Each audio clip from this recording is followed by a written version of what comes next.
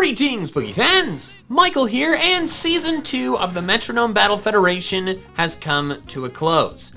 But now that it's over, I thought it would be fun to take a look back on the season by counting down the top 10 craziest moments from all the battles from across the league in Season 2. But before we do that, I should give you a warning that this video will, obviously, contain spoilers for how the season ended. So if you're not caught up and want to be, you have 5 seconds to go watch the other videos and get caught up. 5, 4, 3, 2, 1, I won. To celebrate my incredible victory, I am selling Houston Gastro's MBF Champions t-shirts. This is, I think, pretty dope merch, but it will only be around for a limited time. So if you want some cool Houston Gastro's merch to sport when we get back-to-back championships in Season 3, the link is in the description below. So go pick one up as soon as you can. So now that I've covered that, don't forget to subscribe to this channel. We're almost at 100,000 subs. And let's dive in to the top 10 craziest moments from the MBF Season 2. During the Week 2 matchup between the New Orleans Pelippers and the Los Angeles Crams, the Crams got Toxic Spikes, a move infamous in the MBF for dramatically crippling opposing teams. However, a few turns later, the Pelippers got rid of them in the perfect way by court changing them back onto the Cram side before any of the Pelipper's Pokemon were poisoned. To my knowledge, this is the only time that court change successfully swapped entry hazards at any point this season. During the Week 1 matchup between the New Orleans Pelippers and the Indianapolis Poltz, the battle ended with just the Pelipper's Dusknoir versus the Poltz Poltergeist. Dusknoir eventually got disabled by Cursed Body, which is normally a terrible thing to happen. However, since Dusknoir was healthy and Poltergeist was not, this was actually a good thing as it guaranteed damage. Amusingly, John was unsure if Struggle hit ghost types until it actually landed. I don't know if Struggle hits ghost types.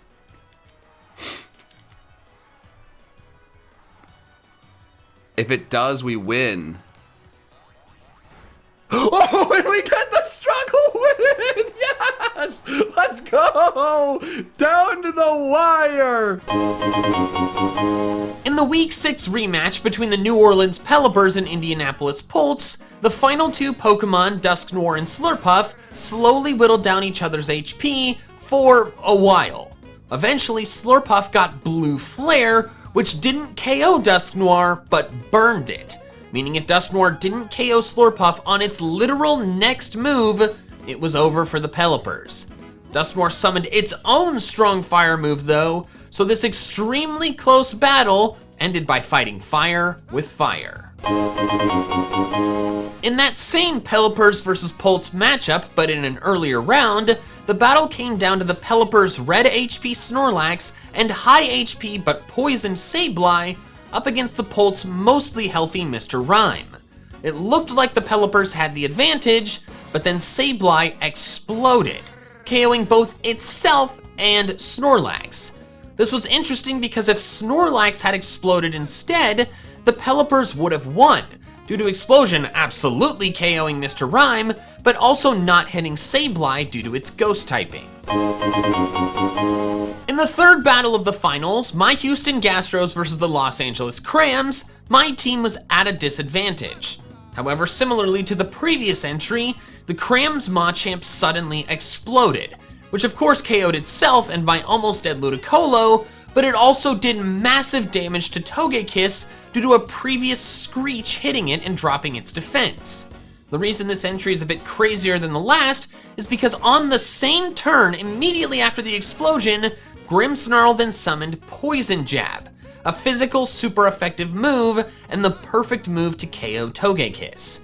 The fact that 2 back-to-back moves went so well for me was definitely crazy. Let's go! Holy crap! What a freaking hype ending to that battle! That was insane! What?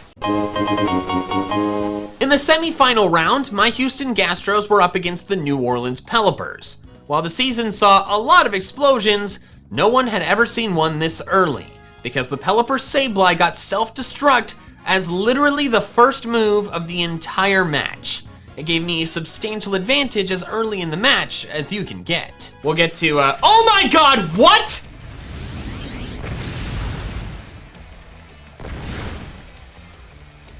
No way!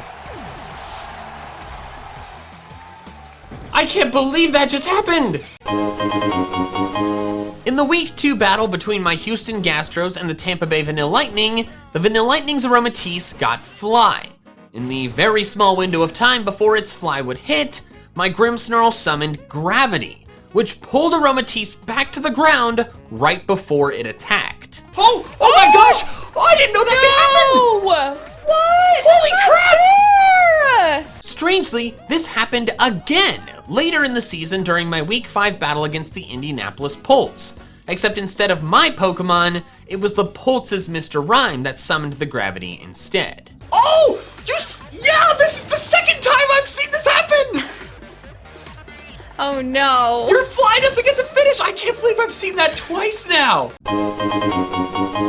This entry is technically several moments, but they're all so similar that I figured they deserve to be just one entry lumped together as kind of a mini montage. And this entry is Tango the Ludicolo being freakily obedient. First in the semifinals, my Houston Gastros versus the New Orleans Pelippers, the Pelippers and Teleon got Grudge, meaning if either of my Pokemon KO'd it, they would lose all their Metronome PP. The Leppa Berries would normally fix that problem, but then the Pelipper's Dusknoir got Tea Time immediately afterward, forcing my Pokemon to eat their berries. I told my Pokemon, hey guys, for once, don't kill a Pokemon, and then this happened. So guys, for once, I don't want you to kill one of his Pokemon. I mean, you can kill the Dusknoir. Okay, well, all right. Okay, I didn't want you to kill it, but I didn't want you to do that. Then in Battle 2 of the finals, the Gastros versus the Los Angeles Crams, a Doom Desire attack was incoming for my team.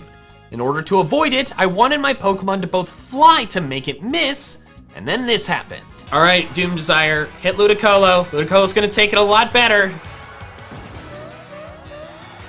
Or just both of you fly. Wait, whoa, what? Did I really just say? Then in Battle 3 of the finals, I was up against the ropes and had to send in Ludicolo with very low HP. And then this happened. Tango, I really need you to get rest or synthesis or slack off, or you need to heal yourself because a slight touch kills you. Oh wow, you actually did it!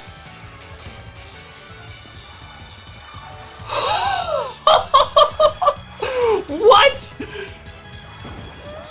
Wow, that was great! Shout out to Tango the Ludicolo for being probably the most obedient Metronome battler ever. At the end of the semifinals match between the Tampa Bay Vanilla Lightning and the Los Angeles Crams, all 4 Pokemon on the field had relatively low HP. Then the Crams Machamp exploded, which resulted in all 4 Pokemon on the field fainting. This ended the battle in the Crams' favor, since their Togekiss was still standing in the back.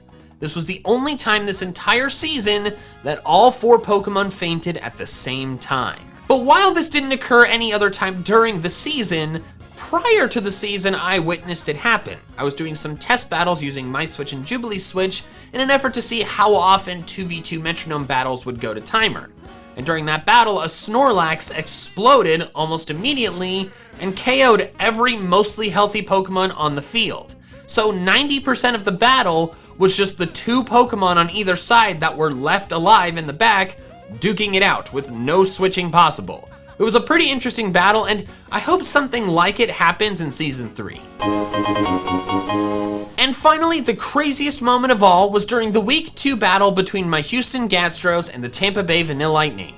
The first move of the second battle, with no other Pokemon having a chance to move yet, was my Mr. Mime landing a Fissure on the Vanilla Lightning's Clefable.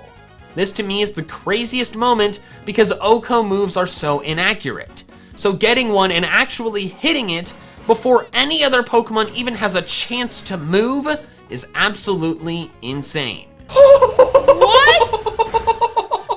What? Okay, that's it. This is hacked. This is completely hacked. This is completely hacked. Thank you so much for watching, and thank you so much for enjoying the MBF this past season. Don't forget to pick up a Houston Gastros MBF Champions shirt before they are gone, and I hope you're looking forward to Season 3 of the MBF, planned to start within a month after the Isle of Armor expansion comes out. But in the meantime, enjoy the other gameplay content that will be here on this channel, primarily another Gen 5 Metronome Randomizer Nuzlocke with Pokemon 7, just like the one we did a few years ago. All right, that's all I have for now, so till next time, big fans, gotta catch them all.